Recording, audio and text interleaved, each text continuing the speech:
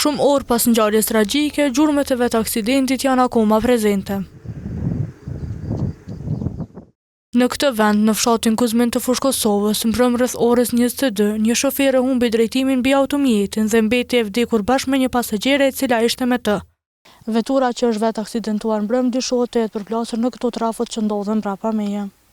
Në një përgjigje për televizionin, policia e Kosovës ka konfirmuar se vdekja e viktimave u konstatua në qendrën klinike universitare të Kosovës.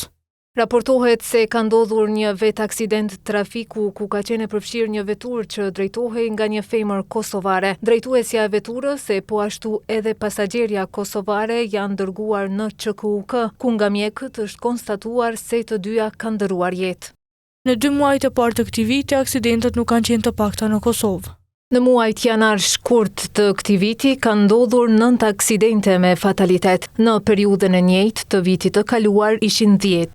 Eksperti i komunikacionit Nol Deda vlerëson se shpejtësia është shkaktari kryesor në shumicën e rasteve të tilla. Zakonisht të vetë aksidentët ndikon drejt për drejt e shpejtësia e lëvizjes së automjeteve, thjesht duke mos ju përshtatur edhe shpejtësinë kushteve të qarkullimit, edhe kjo është njëri për elementeve kryesore të faktorit njëri.